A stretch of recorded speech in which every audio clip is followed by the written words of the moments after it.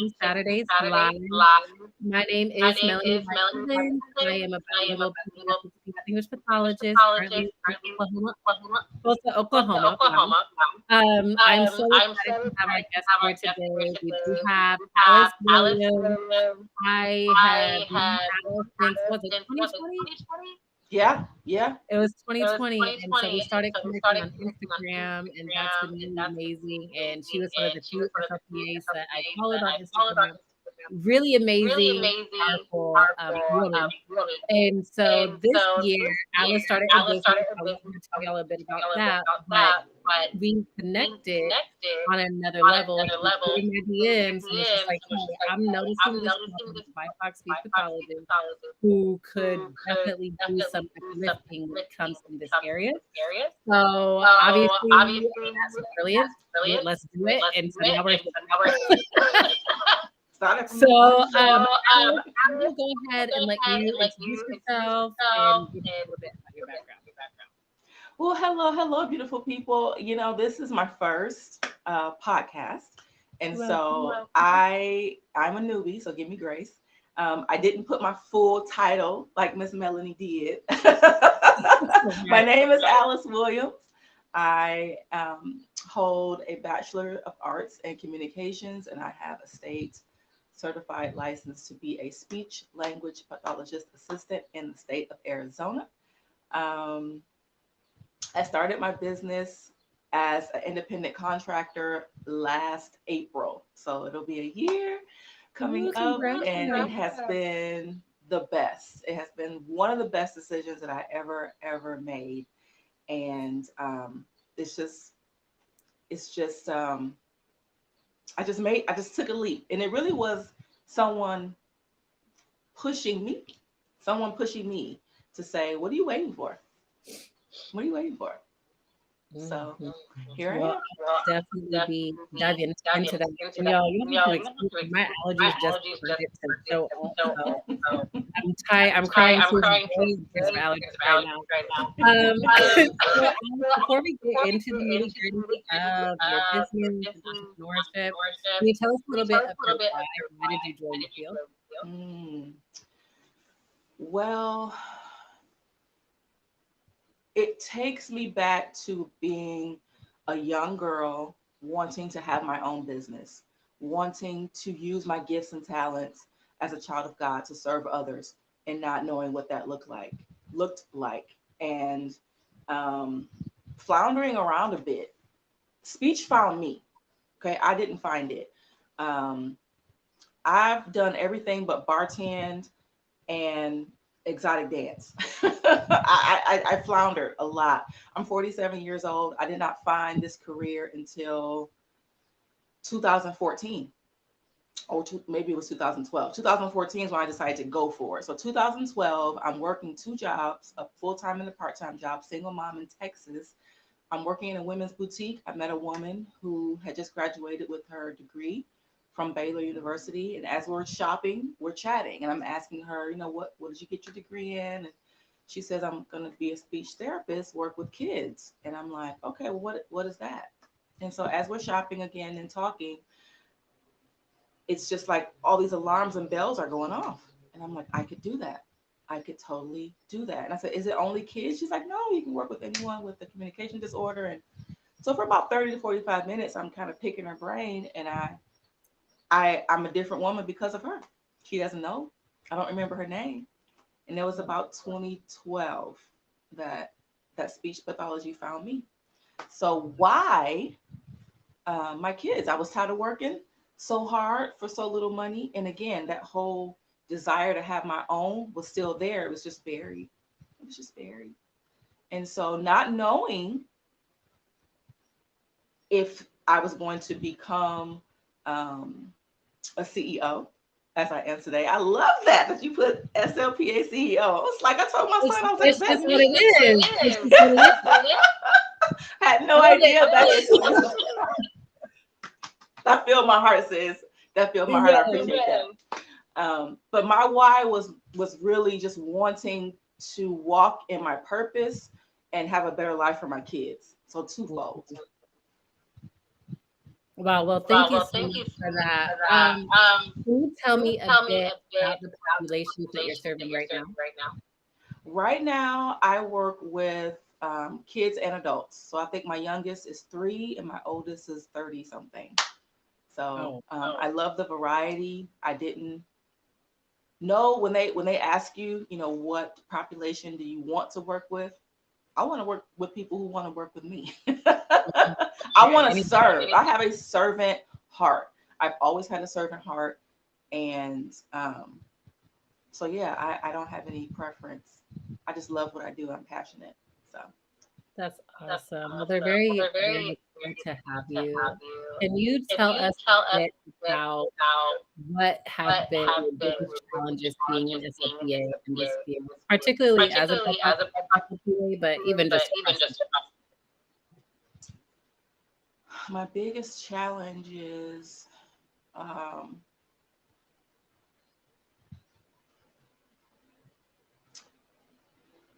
I don't know. I think because I have such a thorough background in other areas, once once I make a decision I'm going to do something, then I'm going to do it.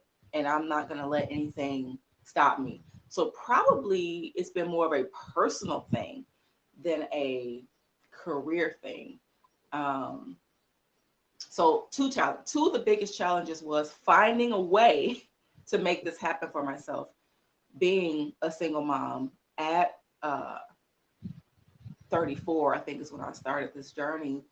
How to do that? What does that look like? And so, um, me and my ex-husband decided to switch. He became full-time dad. I became summertime mom, so that I could come to Arizona from Texas and pursue my dreams. So that was probably the biggest challenge. Once I became an SLP, it was finding an agency, finding a community that could serve me as much as I could serve it. Mhm. As an employee, we're like tied, we're linked to these agencies, and sometimes they don't serve us. We're working, working, working, working, but they're not feeding us. And Right. so I didn't realize how important that component was. As a especially with in-home, I do in-home health. You're really on your own. So having that foundation, I didn't realize how important that was as a newbie, right? As a newbie. And I felt like they just throw you a caseload and say, go for it. Contact us when you have questions. And it Right. really should be back and forth. They should be checking in with you, because you don't even know what questions to ask. Exactly. You don't even know what questions to ask. And so it took me till now.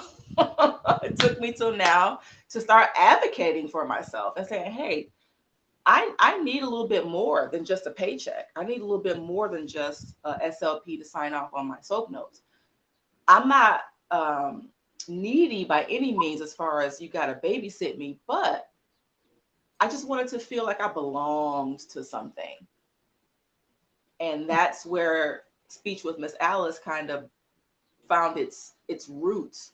It's like you just out here and you have to fight for what you need, because what you need is different from what the other person needs. So me being independent gives me that ability, that flexibility to fight and look for what I want in a partnership. Mhm. And so, yeah, that was probably I a long way around that, but I hope I answered your question. No, no, you really did because so I don't know if you saw me, but I had a point, like, keypad. I'm like, I have a responsibility that I don't wanna forget. The first thing to say is I was on the Build Us Up podcast this past week, and I was just talking about how, to me, a job is like a relationship. I actually like some people might think I'm weird for this, but I like to compare jobs to marriage, actually. It's a Mm. contract, just like how marriage is a contract. So just like what you said, if you're not giving to you, but you're giving to them, there's already an imbalance and you're gonna burn out. There's not enough money to even put on the table that will make it worth it. And I noticed that every time I'm like, it's still not enough. Like I'm still burnt out. It's never enough. So, yeah, that's awesome. I have looked at hard way. So that's you already knew. Let me go somewhere where they can serve me too. Yes. That's awesome. I want to know a little bit about your career in communications before you started as an SLPA. Okay. I've got about 10 years within the healthcare system.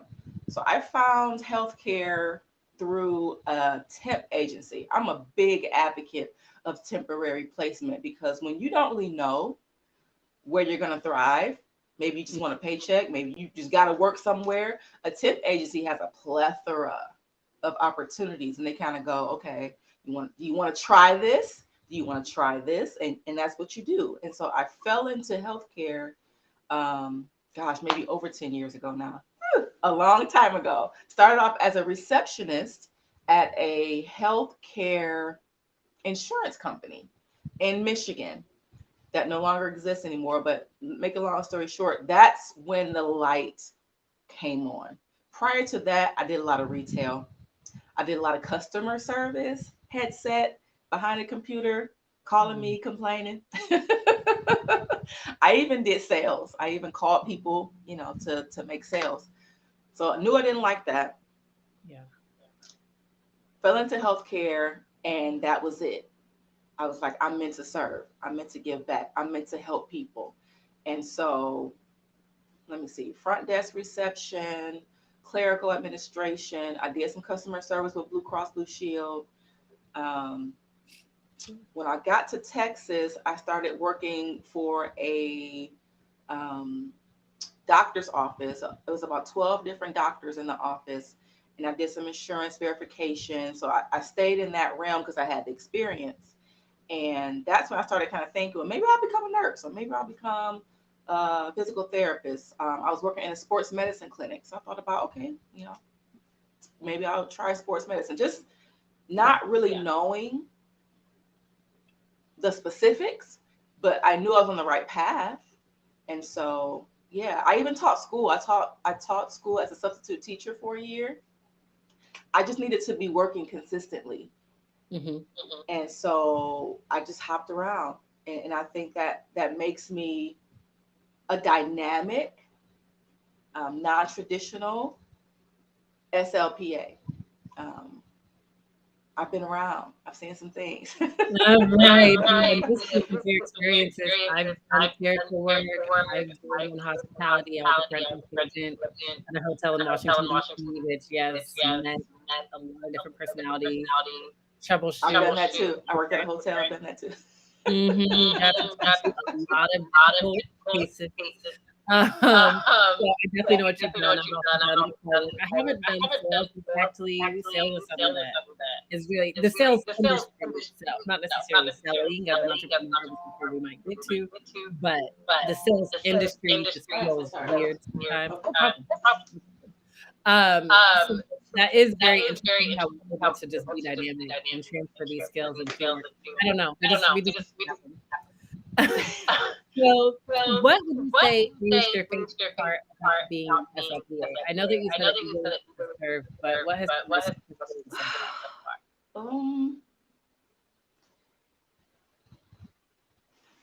far? I love everything about it. I would say probably the connection that I get to make with not only my client, but their families.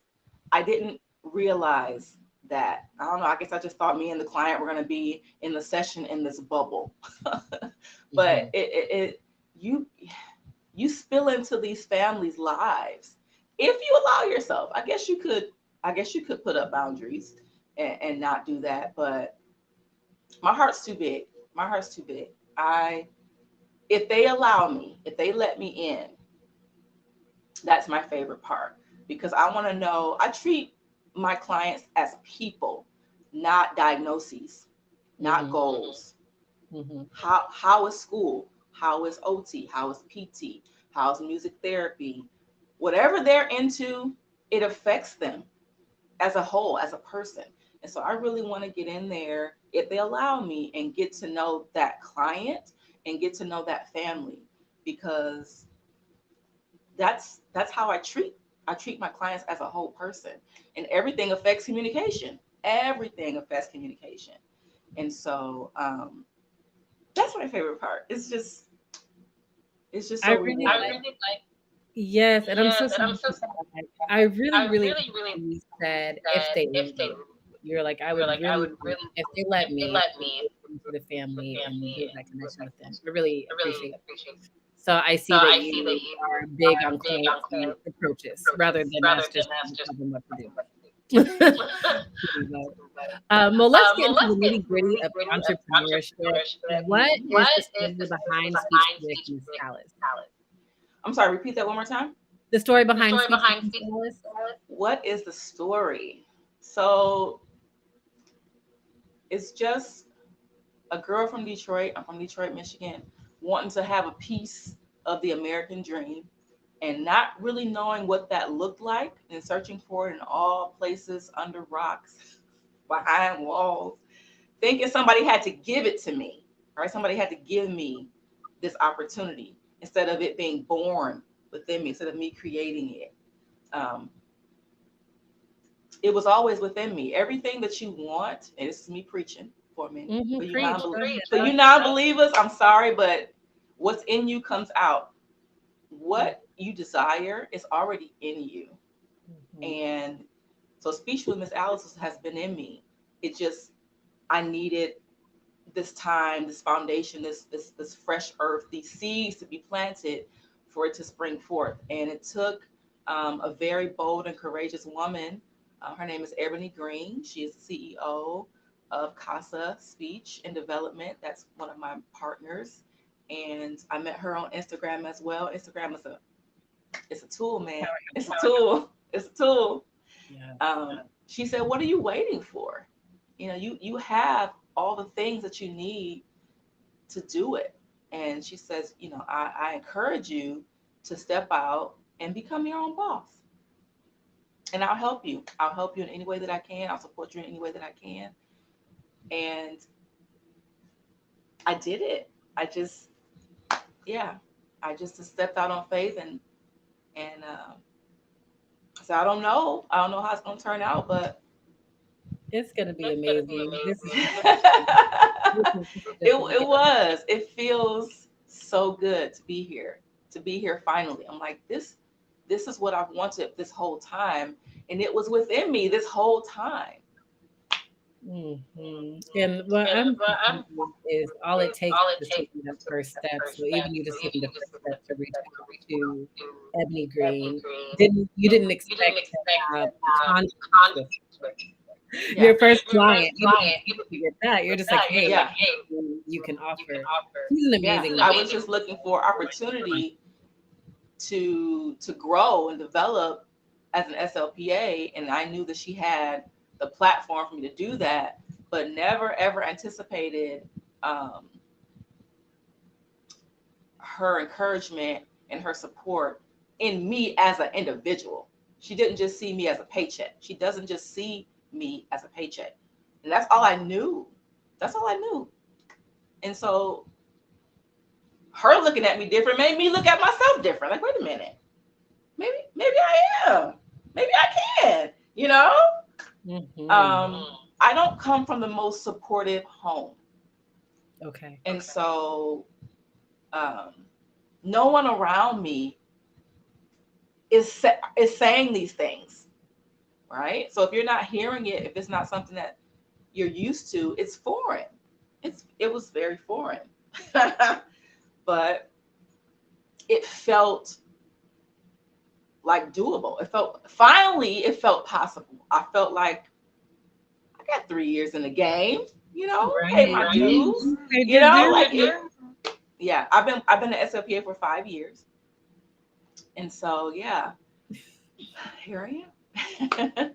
That's so awesome. The one thing you did say, I almost lost it. Just the skin that you have in the game and just deciding to take that leap. I just think about myself, and I've 3 years into, I graduated in 2020.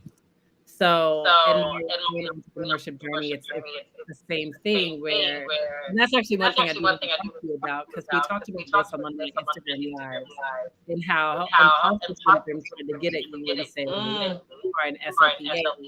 only SLPs can be CEOs. Yeah. Can you tell us a little bit how you feel voice that try to tell you that only SLPs can be CEOs? I'm not seeing it. We're not seeing ourselves portrayed as CEOs. We're not. I explicitly came to Instagram to find people who looked like me, who was doing what I wanted to do. And all I saw was SLPAs becoming SLPs and then starting practices or doing different things. I wasn't seeing, and I'm still not really seeing, SLPAs stepping up to the CEO plate. So it was like, well, I guess this is the only pathway. So, I'll do this for a minute. The plan was to go straight to get my C's when I came to Arizona. I didn't even know this opportunity existed. It took a college advisor to say, you have enough credits to become an SLPA, right? I'm like, what's that? No, we're not seeing, no one's talking about it, sis. No one's taking advantage of this opportunity to the fullest. This is a fantastic and dynamic opportunity that can be fulfilling, that can be rewarding, that can be successful. If you want it, you gotta want it, like anything else. So yeah, that was like, well, can I felt like I needed permission. Right. Give yourself I'm like, is this what we doing? And it's like, no, this is what you're doing. Yes. This is about you and your family and your needs and where you are. And at the moment, grad school is not possible. At the moment, not, the future holds big things, but at the moment, this is where it's at. Mm-hmm. And so, yeah, it took, like, I started working with Ebony November of 2021. So it took another 6 months of me saying, am I going to pull the trigger on this thing? What am I going to talk about it, or am I going to be about it? Hello. And like, and that's where that spirit comes in. You can do all things. Yes. God doesn't give us a spirit of fear, just really lamenting and getting in God's presence and saying, okay, God, you ain't bring me here to leave me. Okay. Let's go. And here's another thing about imposter syndrome. You don't have to have it all figured out when you do it. You don't have to have all the I's dotted and T's crossed to do it. You can flounder, you can fall down and get back up. It's okay. It's okay. And I'm a very A-type personality. I'm very, and so yeah. I get that, but I had to take a few breaths, because when we said personality, I just think about the field in general. We can be perfectionists, meaning we can be our worst enemy and best friend. We know how to get it done, but if it's not happening on the timeline, the negative stuff, like I battle with it every single day. So I do like when you said the future holds big things. Yes, the big picture is grad school. Yes, the big picture are to get their C's, but what can you do right now? Even before you became I think it's amazing. You're like, what can I do right now to further my career? I already did the work. You already did the work. You did the work, so you were able to become an SLPA. And I gotta have you on because I don't want to get on the soapbox. Okay, the caffeine from the 32. But I remember in graduate school, and it took my mentor to say, you can be an SLPA, right? Because I left my job and I'm just like, well, I don't have time to do work working in hospitality or like in a hotel, and that culture isn't passionate anymore. I want to just be full time. But at the same time, okay, everything's getting expensive, right? And so people want to become an SLPA. And I love how they just do it. Like as if it's like just so easy to come to that conclusion. So, yeah, I get really in the whole the time to even talk about that, especially for graduate students, because people just don't even think that they can be SLPAs. They just go straight to SLPs. And even with myself, I needed that building block because I was an SLP. I was able to build enough power to Yes. become a clinical fellow. So, yeah, definitely, kudos to you. Hats off to you. And one other thing I really do like how you mentioned God didn't give you the spirit of fear, but of power, love, and sound. And that is real. Um, owning our power as people, as individuals, and as our unique selves. Speaking to how you said, it's not what are we doing, but it's what Alice is doing. Not what are we doing, but what are you doing? You felt that seed come up that you want to be an entrepreneur. You felt that Yes. come up, and you Yes. took that step. Yes. And it was brave. It didn't look like I thought it was gonna look. Like I thought I was gonna have a brick and mortar office, or I thought I was gonna be providing a tangible physical service or selling a product, because that's all I saw. We're kind of victims of what we see and what we consume. And so because I wasn't seeing it, my mind didn't manifest it. And so that's why it's so important to guard what you consume. Right? Through our eyes, through our mouths, through what we touch, people that we're around. And that's why mentorship, right? Mentorship is so important, because you surround yourself with people who are doing the thing. It's like, oh, well, if they can do it, I can do it too, because God's not a respecter of persons. So that's, One thing, so a couple things coming to my mind. First thing is just the importance of social media. One thing to talk about is things that BIPOC Speech College should be doing is getting on social media and networking through there. I met you through social media. Yes. I've met Ebony through social media. I've met amazing people through social media, and we've created amazing collaborations. So it wouldn't have happened, especially after COVID. There's no way we're finding each other after COVID, right? So that that is incredible. One quick question about some insecurities that your entrepreneurial journey might have brought up for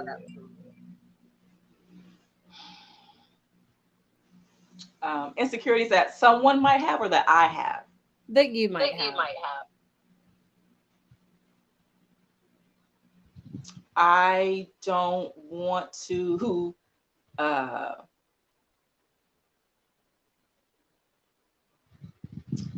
not mess something up, but like let me rephrase it. I want to take advantage of the opportunity that being a small business owner affords me. I don't want to miss out on something. So I feel like I have to know everything. I got to know everything. I got to, know all the ins and the outs and just it seems so daunting, the idea of owning a business, and you just don't know what you don't know what you don't know. So I think that's probably one of my biggest insecurities is the learning curve. Gosh, there's DUNS numbers and EINs and tax brackets, and there's just so much information. It's intimidating. When you're a W-2, they do all that for you. You just get your little check and you pay your little taxes. And that's what I know. I got 30 plus years of someone doing it for me, and now it's all on me, right? And so that's probably, and thinking I got to figure it out all at once. I ain't even been in business a year, sis. Why am I putting all this pressure on myself? I don't know. That really me, because yesterday I was talking, which is just journey. It's been hard. It's been so rewarding. This journey for me has been very rewarding. I'm seeing roots of seeds that planted last year, flourishing now. But now I'm at new season in business, and even in myself, in my I'm just in a new season. But like you said, there are those big dreams and places that you feel like you should be at right now. Right now, because you know that that version of you is there. And so you're trying to be that version at this moment. And so one thing that God said to me so strongly, he said, things take time. Yes. Rome was not built in a day. Good things are not built in a day. If you try to rush something, it's messy and no one's going to know. So, and it's not going to be memorable for you either. So, yeah, that really resonated with me. Giving yourself grace when things are moving fast, giving yourself grace when you mess up, and you have to learn how to mess up. As a type A person, it's hard. Oh my God. Yeah. Cringing. And even for me, asking, being vulnerable, reaching out. I got this. I got this. I can figure it out. I can. Yeah, you can. You could. But wouldn't it be easier to ask somebody who's already done it? Like, like that, humbling myself. Yeah, you could take 6 months to figure it out, or you could just reach out to someone. Hey, even if you don't ask them, hey, do you know anyone that might be able to? Because it's all about who you know, right? And so this business, because it's mine, because it's my baby, it also makes me look at myself through different lenses and go, you might want to check yourself on that, sis, because you're going to stifle yourself if you stay in that spirit. You stay in that spirit of, I got this, I got this, I got this. Because that'll be the main thing. We're better together, and that takes some vulnerability. It does, and I'm not good at that. I'm gonna be the first. And that's how you're feeling this season. I'm saying, you said, I thought about it a couple times. Have you heard of Do Not How? Do Not How? Do Not How. Do Not How. By Dan Sullivan. Yeah, Who Not How, to achieve bigger goals for accelerating teamwork. I'll include that in the show notes after this time. But basically, I've been reading that summer, and the synopsis, instead of asking how, because we get stuck in the how so much. Ooh. Right? I like that. Well, I saw that reframing your prayers, reframing your manifestations by journaling to who can help me, rather than how. And I also started just being okay with investing in the help. That's also been another I think. I was holding on to my coins too much. Yeah. But what I've learned through that book is when I bless others, yes. Yes. So I'm hiring fees, and even the guy now, he's charging, for example, $80 to do celebrations or something like that. And even me right now, I'm like, $80. Okay. Especially if I feel like I can do it myself, but I'm so overwhelmed about the other things. Yes. That I don't have the capacity. It would be rushed, it would be sloppy. They have to do it. And this $80 to him is so much money. It could be paying his rent. It could be paying his bill. Yeah. And not even that, but he's also passionate about the project. He's like, well, let's talk about the next step that we can do. Now, Alice, one thing we had to work on, and God is really working on me with this, is my scarcity mindset. And so when we talk about, for example, hiring people to help us with those small tasks, and they're trying to upsell or just saying, hey, I think that this would really help. It will cost this much money for me to do this for you. My first thought with that is, are you trying to scam me? Are you trying to scam me? But it's like, no, I'm just trying to help you, but I know how valuable are. So boom. And so as soon as I loosened my grip and stepped my own way, these things are done. And I can work on the passion projects rather than just the administrative stuff. So it's a journey. Yes. It's a journey. Yes. Yeah. And I want to give a shout out to you. Like you said, we interacted since 2020, but seeing you blossom, seeing you grow, seeing you step out, and I'm like, man, yes, sis. Like I'm so proud of you. And honored to be here with you. So thank you. Thank you for stepping out. And sister, the Because feeling is so much. we're watching. We're watching. The SLPAs are watching. SLPs are watching too. But I think I want to be a moniker to SLPAs and SLPAs of color to say we can do it like them, or we can do it like us. Right? We can create our own lane. And it's okay to collaborate. It's okay to want to be an SLP one day, but you can really be awesome right where you are. You can not just survive, but thrive in this space. And so I'd like to begin to offer some tools to help SLPs such as myself, who are career minded, who are business minded, step up to that plate if they so choose. So stay tuned, you guys. Yeah. And that was the gift we had, honestly, because I think since 2020 business, I don't want to say business is the wave, but really, it's not just the wave, but it's in the space. We need people's ideas. We need people's ideas. And people need you. SLPs need you to pour into them, just like your counselor poured into you, and it's like so they need you to do as well. Yes. So we're definitely watching. So we are watching. We can't wait to see what is next for you.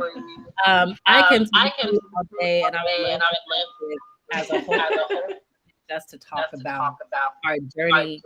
I know some people have to leave. Yes. Let me ask a question that I ask every guest. Okay. What changes would you like to see in your field? Even if it has to do with how SLPA are viewed or how SLPA is viewed in the field, anything. SLPA, SLPA, what would you like to see different?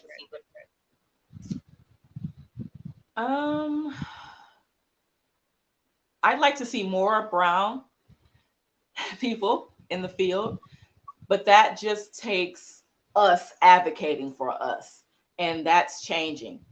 That's changing. I don't know what was popping on social media 5-10 years ago. I don't know if we had the same outreach as we do now, but I'm here now, and so I'm going to be the change that I want to see. Also, I don't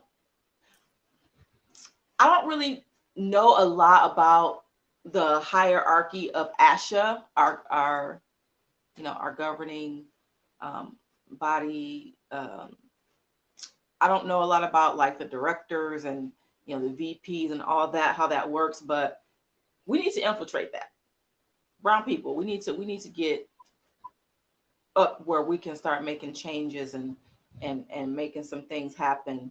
It just seems like we're at a stalemate with ASHA. We want these things, we desire these things, and we're vocal about it, and they talk back at us, but nothing's changing. I don't really see anything changing. And so I remember when I first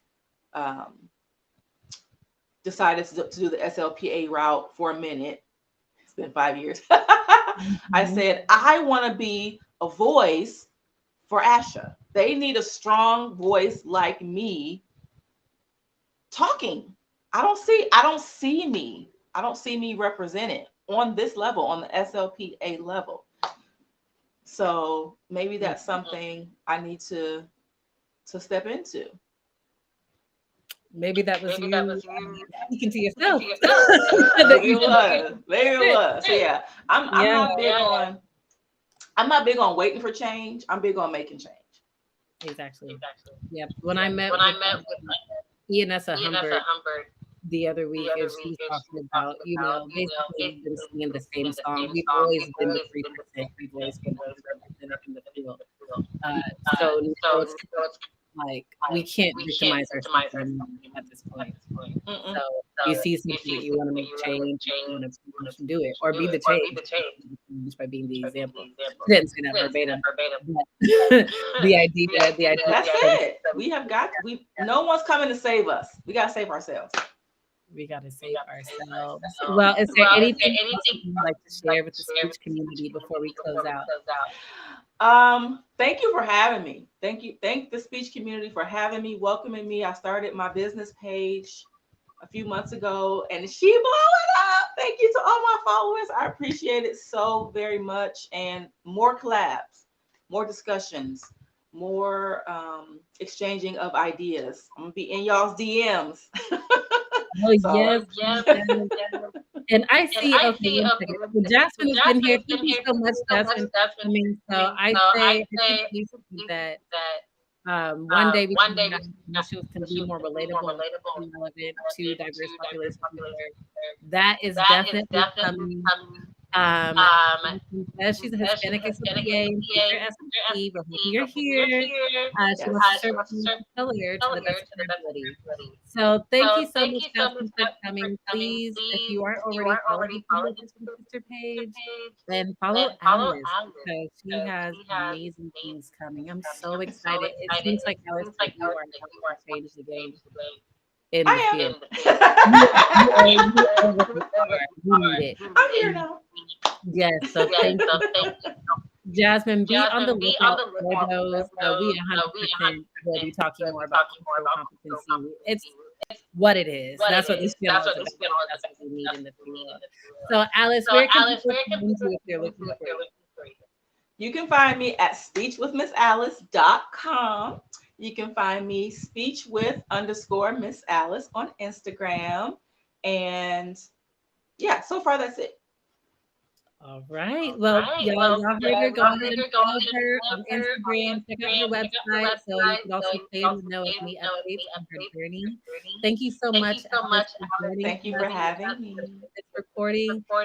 Jasmine, thank you for coming, and I'll see you next Saturday. Bye, guys.